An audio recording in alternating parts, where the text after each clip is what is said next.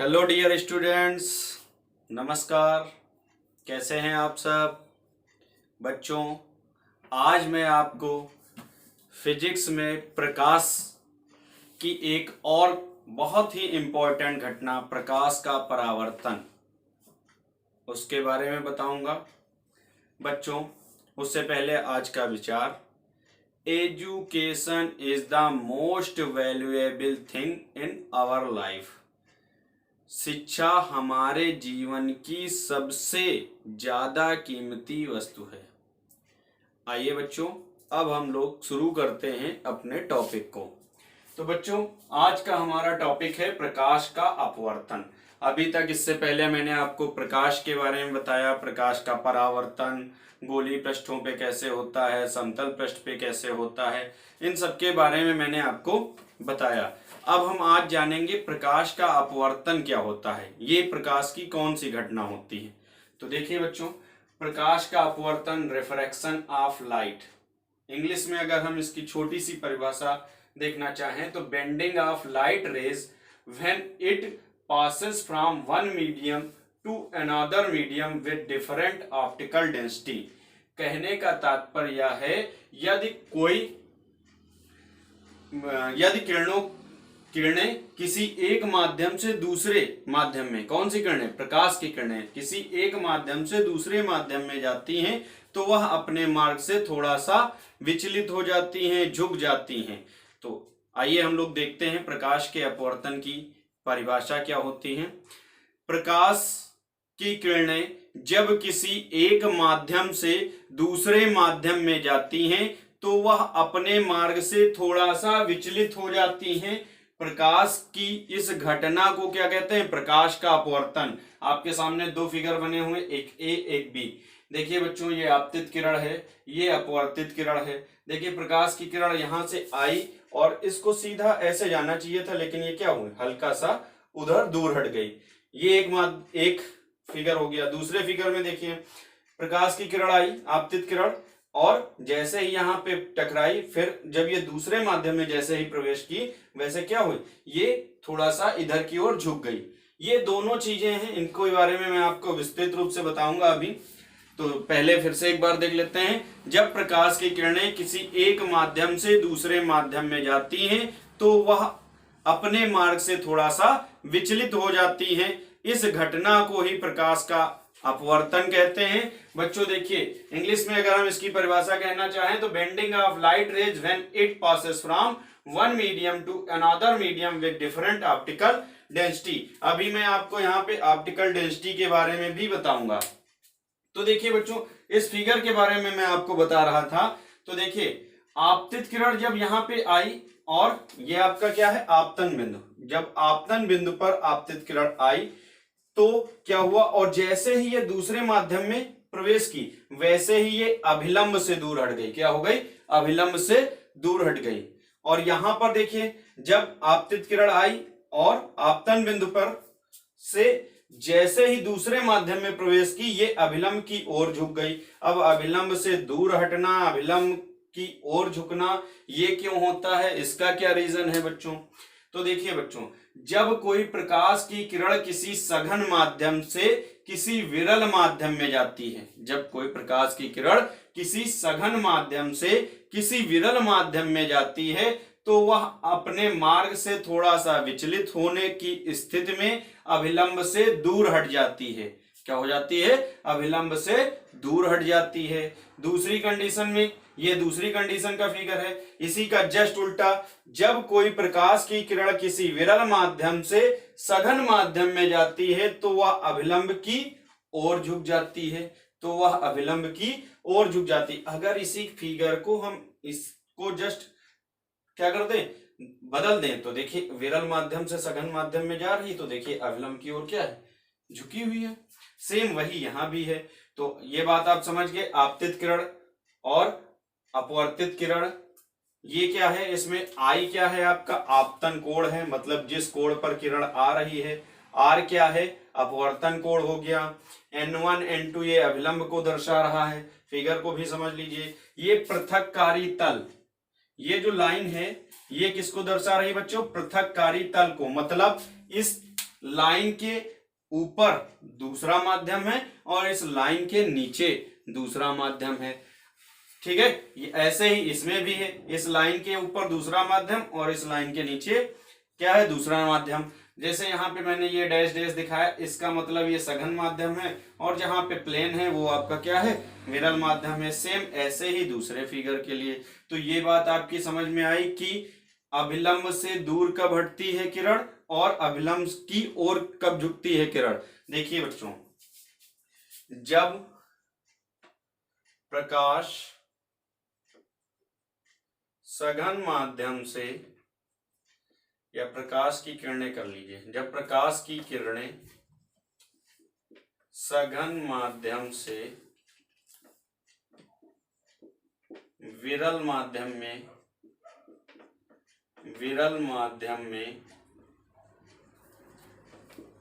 जाती हैं तो वह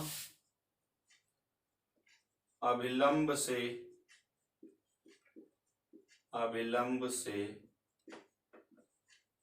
दूर हट जाती हैं, अभिलंब से दूर हट जाती है। देखिए, सघन माध्यम से जब विरल माध्यम में आई तो क्या हो गई, अभिलंब से दूर हट गई। इसी तरीके से जब प्रकाश की किरणें विरल माध्यम से सघन माध्यम, विरल माध्यम से सघन माध्यम में जाती हैं,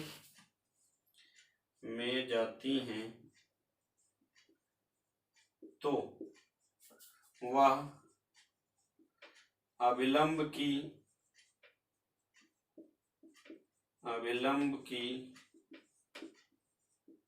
ओर झुक जाती है,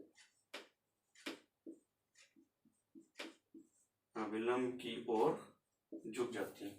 अब अगर हम इसकी रिफ्रैक्शन ऑफ लाइट, प्रकाश के अपवर्तन की अगर परिभाषा इससे भी देखना चाहें तो देखिए, इससे भी लिख सकते हैं, जब प्रकाश की किरणें सघन माध्यम से विरल माध्यम में आती हैं तो वह अभिलंब से दूर हट जाती हैं, तथा जब प्रकाश की किरणें विरल माध्यम से सघन माध्यम में जाती हैं तो वह अभिलंब की ओर झुक जाती हैं। प्रकाश की इस घटना को प्रकाश का अपवर्तन कहते हैं। तो इस तरीके से भी हम इसकी परिभाषा बता सकते हैं। बच्चों, यहां पर यह ध्यान रखना है, परावर्तन के लिए सिर्फ एक ही माध्यम की आवश्यकता होती है, लेकिन अपवर्तन के लिए दो माध्यमों की आवश्यकता होती है। उसमें से एक विरल माध्यम होना चाहिए और एक सघन माध्यम। अच्छा, अब अगर हम विरल माध्यम और सघन माध्यम जानना चाहें बच्चों की, विरल माध्यम और सघन माध्यम क्या होता है।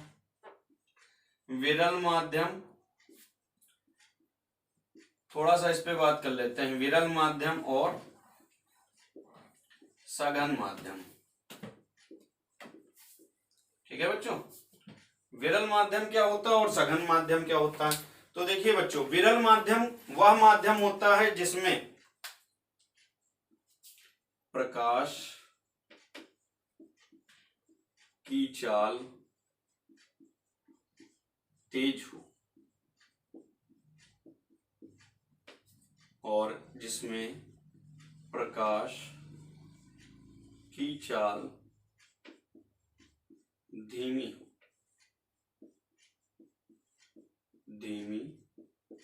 हो।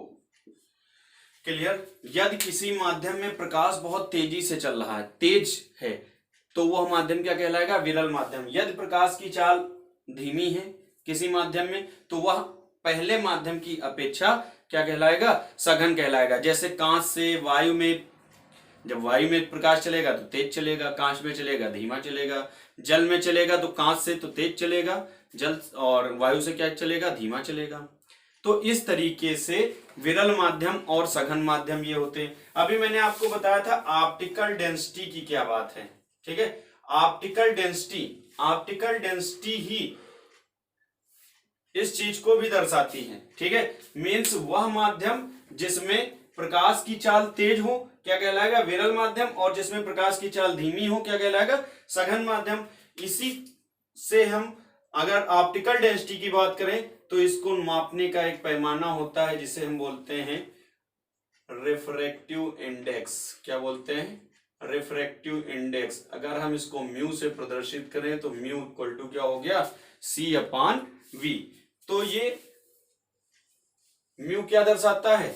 किन्हीं दो माध्यमों में प्रकाश की चाल के अनुपात को दर्शाता है। किसको दर्शाता है? किन्हीं दो माध्यमों में प्रकाश की चाल के अनुपात को दर्शाता है। चलिए अब आगे हम लोग इसके बारे में और चर्चा करते हैं। क्लियर बच्चों? आगे हम लोग देखते हैं प्रकाश के अपवर्तन के नियम। लेकिन इससे पहले थोड़ा सा हम आपको प्रकाश के अपवर्तन के कुछ उदाहरण बताना चाहेंगे जिन्हें हम देख सकते हैं बच्चों। जैसे आकाश में तारों का टिमटिमाना, या फिर स्विमिंग पूल में पानी का अपेक्षाकृत कम दिखना।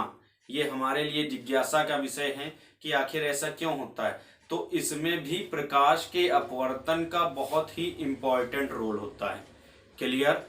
आगे अगर हम एक चीज इसमें और जानना चाहें कि प्रकाश के अपवर्तन का रीजन क्या होता है, मेन कारण क्या होता है, तो बच्चों आपको मैं बता दूं प्रकाश के अपवर्तन का मेन रीजन होता है किन्हीं दो माध्यमों में प्रकाश की चालों में अंतर होना।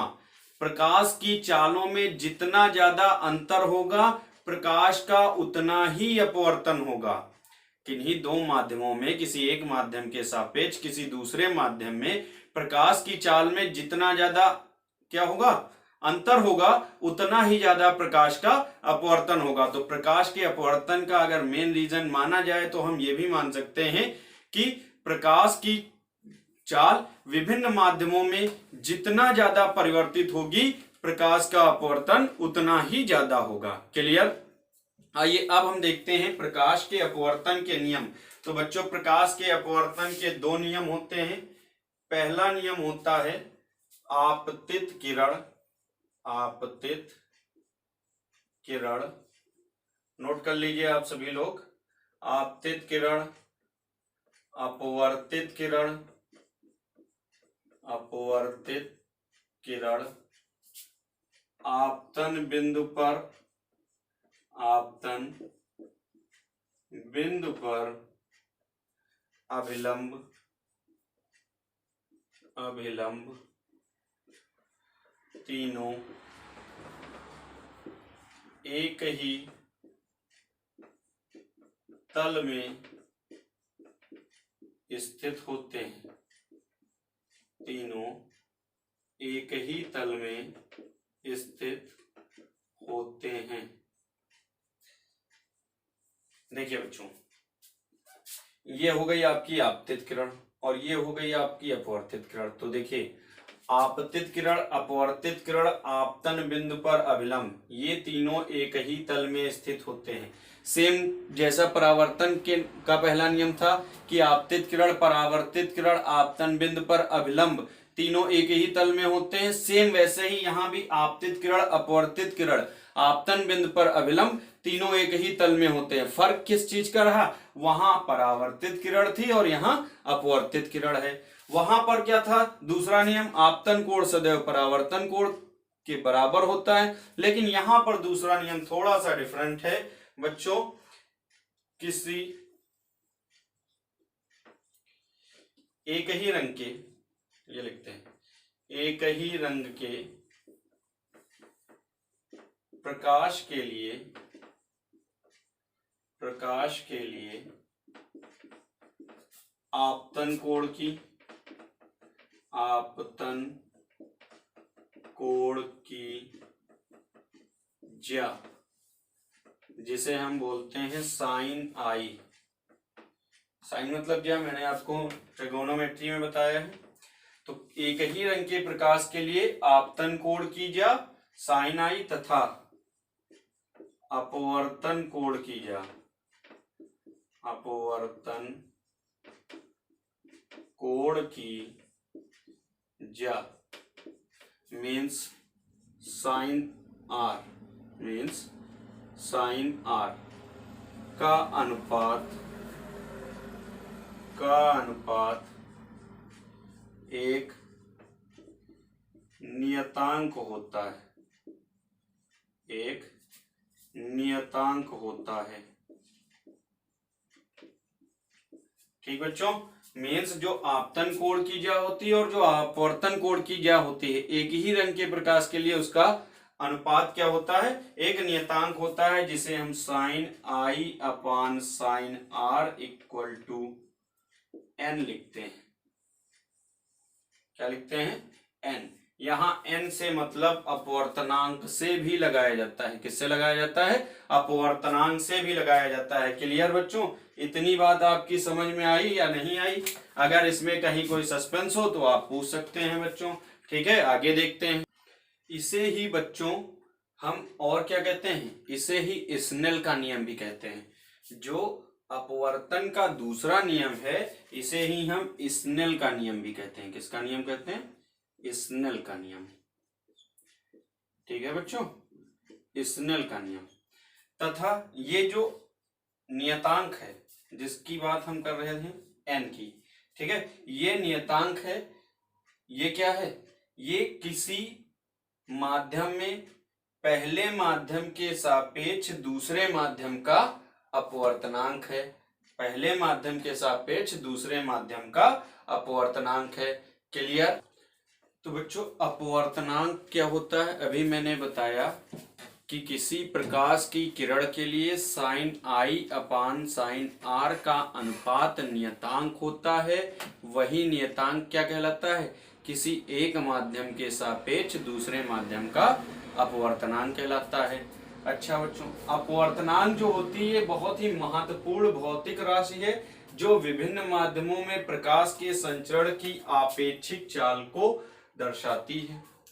आगे देखते हैं बच्चों, अगर अपवर्तनांक की निर्भरता पूछी जाए कि अपवर्तनांक किस पे निर्भर करता है, तो अपवर्तनांक माध्यम की प्रकृति पर निर्भर करता है। किस पर निर्भर करता है, माध्यम की प्रकृति। उसकी प्रकृति कैसी है, ठीक है, माध्यम की भौतिक अवस्था पर निर्भर करता है, माध्यम के ताप पर निर्भर करता है और प्रकाश के रंग पर भी निर्भर करता है। तो बात समझ में आई बच्चों, अपवर्तनांक किस पे निर्भर करता है। अगर कोई आपसे पूछे तो माध्यम की प्रकृति पे निर्भर करता है, माध्यम की भौतिक अवस्था पे निर्भर करता है, माध्यम के ताप पर निर्भर करता है और प्रकाश के रंग पर भी निर्भर करता है। बात समझ में आई? अब अगर हम देखें अपवर्तनांक जिसे हम बोलते हैं रिफ्रैक्टिव इंडेक्स, अगर हम इसको देखें तो ये दो प्रकार का होता है। एक आपका बच्चों होता है निरपेक्ष अपवर्तनांक और एक आपका होता है सापेक्ष अपवर्तनांक। अब बात अगर हम निरपेक्ष अपवर्तनांक की करें कि निरपेक्ष अपवर्तनांक क्या होता है, तो देखते हैं बच्चों, किसी माध्यम में या किसी माध्यम के लिए निरपेक्ष अपवर्तनांक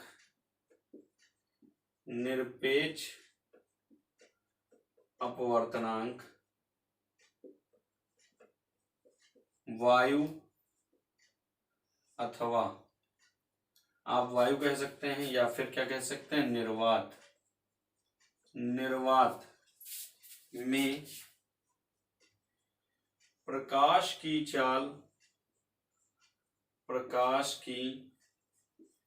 चाल तथा माध्यम में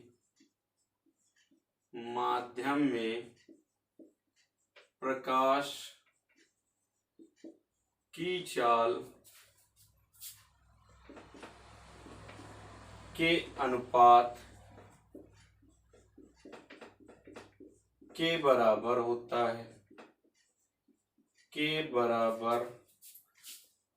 है। ठीक है बच्चों, यानी n equal to c upon v, जहां c क्या है, निर्वात में प्रकाश की चाल,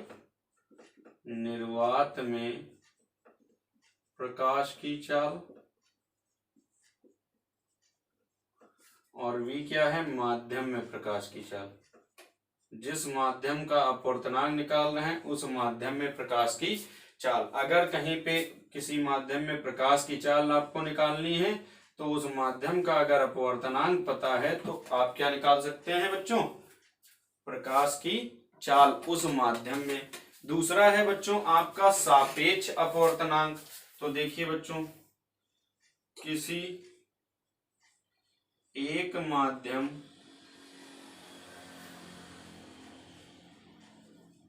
के सापेक्ष दूसरे माध्यम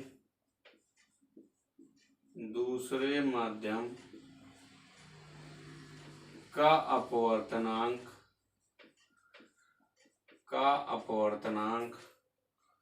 1 और 2 दोनों माध्यम में, या फिर आप कह सकते हैं पहले माध्यम में, इस तरीके से लिखेंगे, पहले माध्यम में प्रकाश की चाल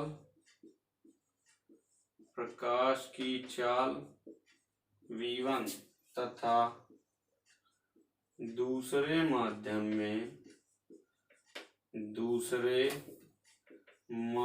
में प्रकाश की चाल के अनुपात के बराबर होता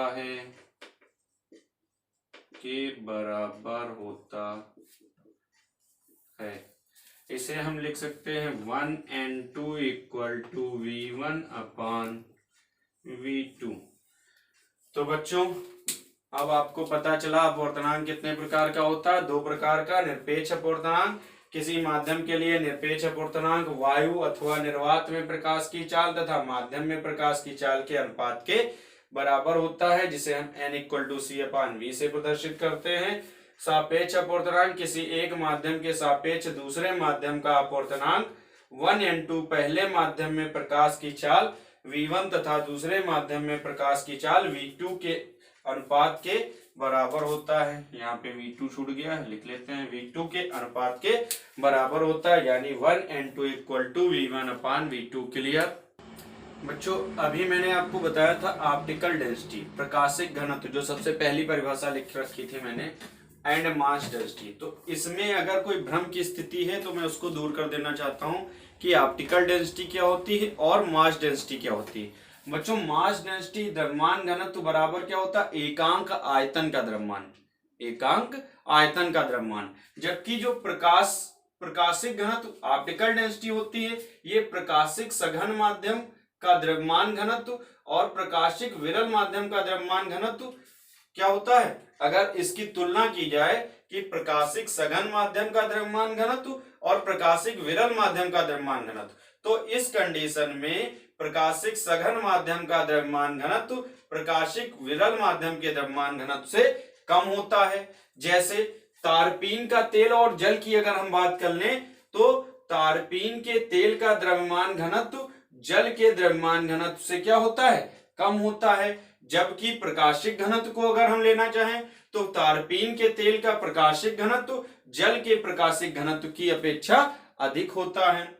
प्रकाशिक घनत्व क्या होता है, अभी मैंने बताया कि द्रव्यमान घनत्व एकांक आयतन का द्रव्यमान होता है, जबकि जो प्रकाशिक घनत्व होता है ये 2 माध्यमों में प्रकाश की चालों का अनुपात होता है। इसे हमने अभी आपको इससे रिफ्रैक्टिव इंडेक्स भी के बारे में भी बताया था। रिफ्रैक्टिव इंडेक्स मतलब अपवर्तनांक।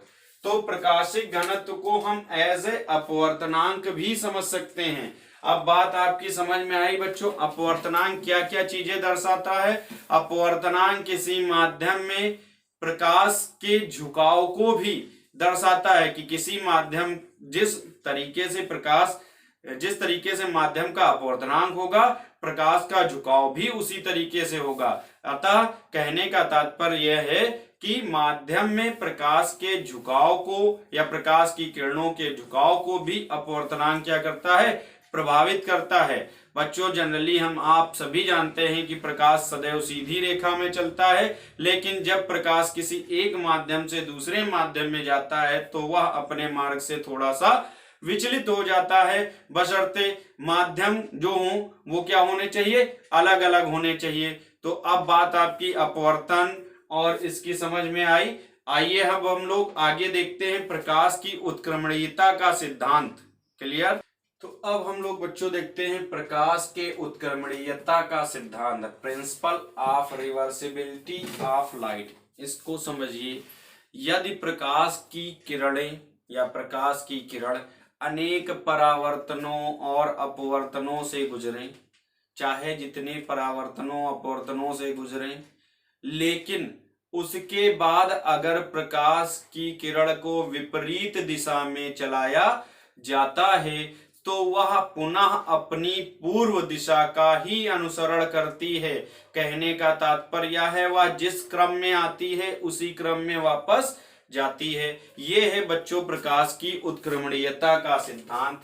तो देख लीजिए, लिख लेते हैं। प्रकाश की किरण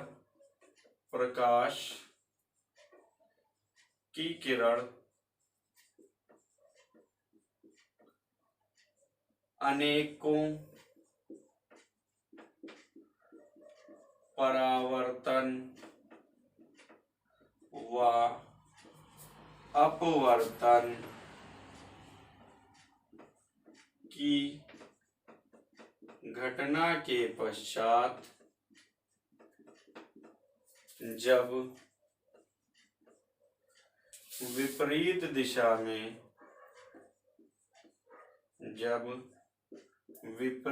दिशा में प्रकाश की किरण अनेकों परावर्तन व अपवर्तन की घटना के पश्चात जब विपरीत दिशा में वापस चलती है या चलाई जाती है, जो भी आप कह सकते हैं, चलती है, तो वह अपनी पूर्व दिशा का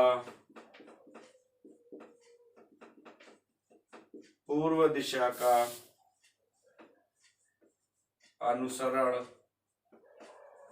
करती है। बच्चों, ये था आपका अपवर्तन और ये प्रकाश के उत्क्रमणीयता का सिद्धांत। जब प्रकाश की किरण अनेकों परावर्तन व अपवर्तन की घटना के पश्चात जब विपरीत दिशा में वापस चलती है तो वह अपनी पूर्व दिशा का अनुसरण करती है। तो यहाँ पे मैंने आपको अपवर्तन के बारे में बताया, अपवर्तन के उदाहरण बताए कहाँ कहाँ पे आपको देखने को मिलते हैं, अपवर्तन के कारण भी बताया आपको। इस तरीके से अपवर्तन की और घटनाएं, जैसे कैमरा है, सूक्ष्मदर्शी है, दूरदर्शी है, कांच के लेंसों द्वारा प्रकाश के अपवर्तन की घटना को ही दर्शाती हैं। प्रकाश के अपवर्तन के लिए एक चीज बच्चों मोस्ट इंपॉर्टेंट है कि इसके लिए जो माध्यम होना चाहिए वो कैसा होना चाहिए, पारदर्शी माध्यम होना चाहिए। तो अब बच्चों आपकी समझ में आ रहा होगा कि तारों के टिमटिमाने में प्रकाश का अपवर्तन कैसे लाभकारी है या कैसे इस घटना के लिए वो सहायक है। इस तरीके से स्विमिंग पूल में पानी हमें कम क्यों दिखता है। ऐसी अनेक घटनाएं हमारे जीवन से जुड़ी हुई हैं जिनमें हम प्रकाश के परावर्तन और अपवर्तन की घटनाओं को लेके चर्चा करते हैं। तो बच्चों, आज के लिए इतना ही। प्रकाश के अपवर्तन से संबंधित नेक्स्ट वीडियो में मिलते हैं। क्लियर?